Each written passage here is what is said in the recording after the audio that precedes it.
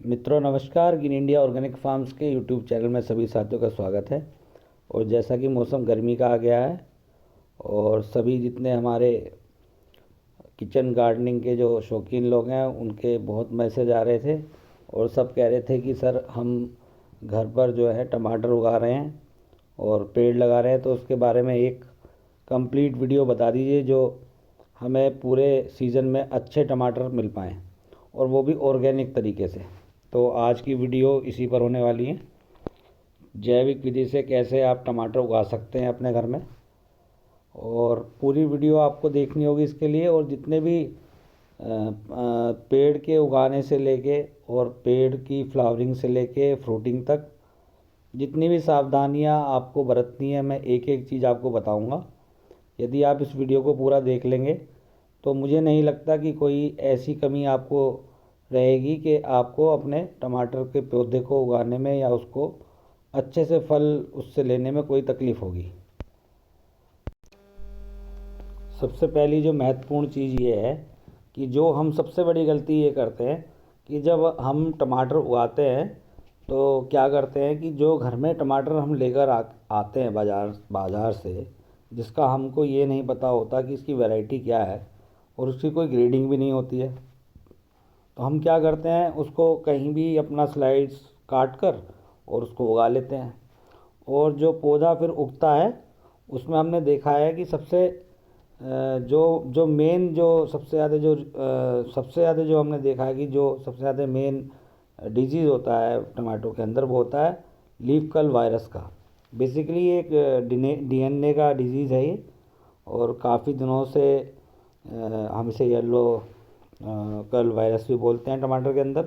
और ये बहुत सालों से और बहुत सदियों से चलता आ रहा है और बहुत बड़ी से बड़ी फसल भी जो है इससे नुकसान में आ जाती है और बहुत बड़ा नुकसान करके जाती है किसान भाइयों का।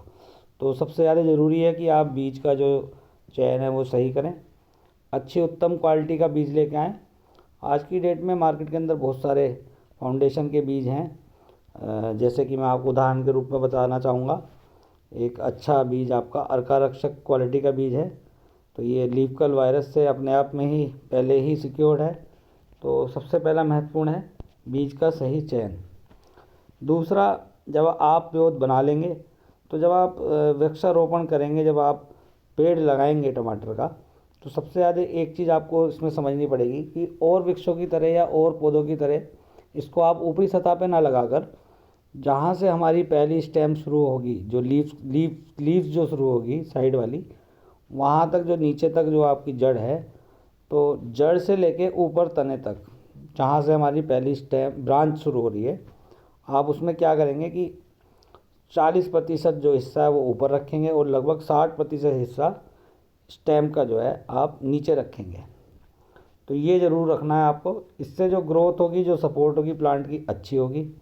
इसके साथ साथ जो दूसरा डिजीज़ मैं आपको बताना चाहूँगा, एक डिजीज़ आपका जो आता है वो आता है जब आपका लैक ऑफ कैल्शियम हो जाता है। तो कैल्शियम की पूर्ति आपको अगर पूरी करनी है तो कैल्शियम की पूर्ति आप जो ज़मीन में है जब आप लगाएं उससे पहले ही आप लगभग ये मान लीजिए कि अगर एक पौधे में अगर एक पौधा है तो लगभग, या गमले में लगा रहे हैं या किसी भी चीज़ में लगा रहे हैं, तो आपको आधा चम्मच आपको इसमें चूना लेना है। जो हमारा लाइम स्टोन होता है सिंपल, उसको आप मिट्टी में अच्छे से मिक्स कर लीजिए और पानी डालकर उसको अच्छे से आप उसको पूरा अच्छे से डाइल्यूट कर लेंगे। उससे वो पूरा ठंडा भी हो जाएगा, जैसे जैसे टाइम निकलेगा तो सोल्यूबल फॉर्म में हो जाएगा, उससे प्लांट आराम से कैल्शियम उससे ले सकता है। जो लोग जिनको परहेज़ नहीं है या जो नॉन वेज को मतलब वो नहीं करते हैं, अवॉइड नहीं करते हैं, तो आप कैल्शियम की सोर्स में एग का छिलका भी ले सकते हैं।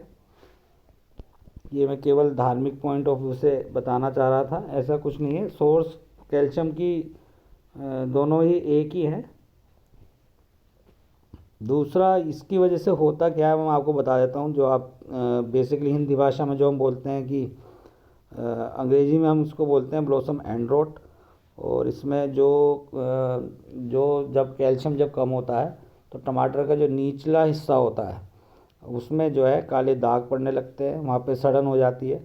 और ये बिल्कुल इससे पता लग जाता है कि आपके प्लांट में जो है कैल्शियम की कमी है। और ये बहुत बेसिक इसमें रोग है।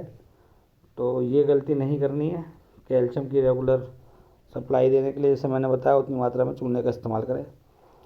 फिर जो इसमें हमें फर्टिलाइज़र दे रहा है उसमें तमाम आपको तरह के फर्टिलाइज़र यूज़ करने की आवश्यकता नहीं है। सबसे अच्छा और सबसे सस्ता जो फर्टिलाइज़र है वो आपका वर्मी कंपोस्ट है, केंचुआ खाद है।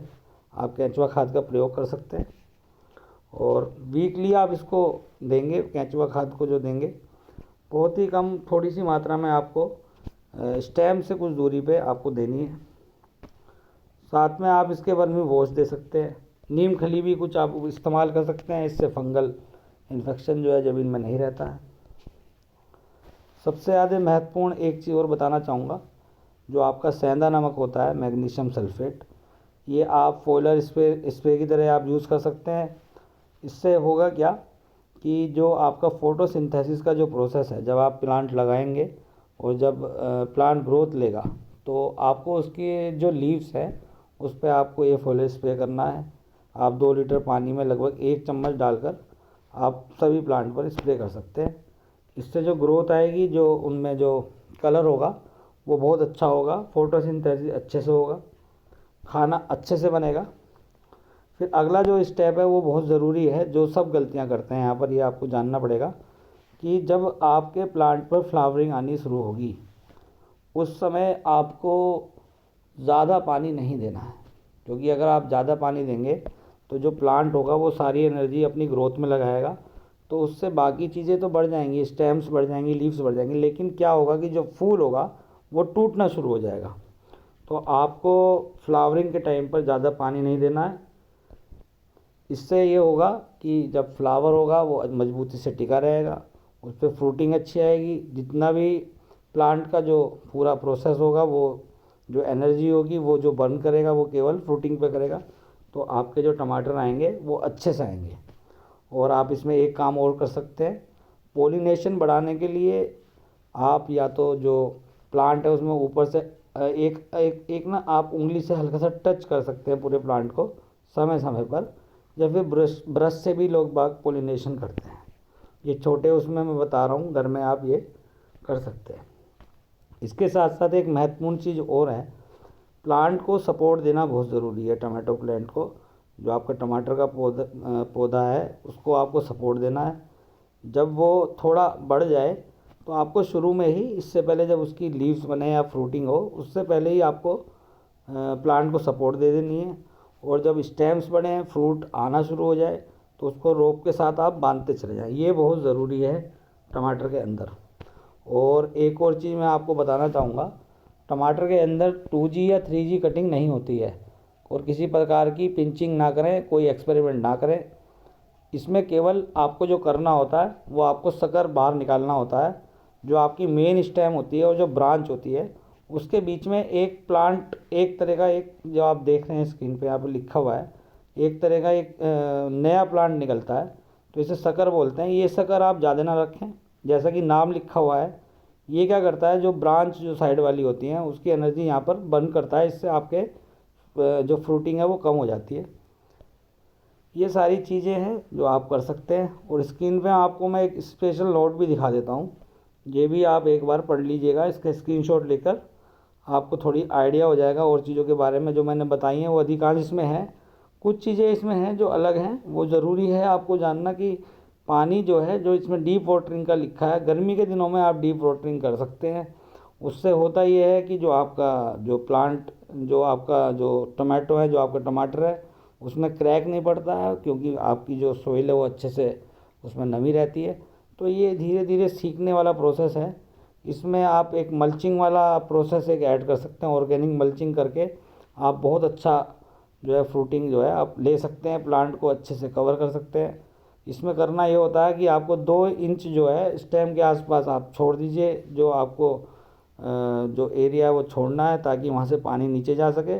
और बाकी एरिया में आप किसी भी लकड़ी से या फिर आप किसी भी चिप्स से या फिर किसी भी पत्तों से आप ऑर्गेनिक मल्चिंग कर सकते हैं।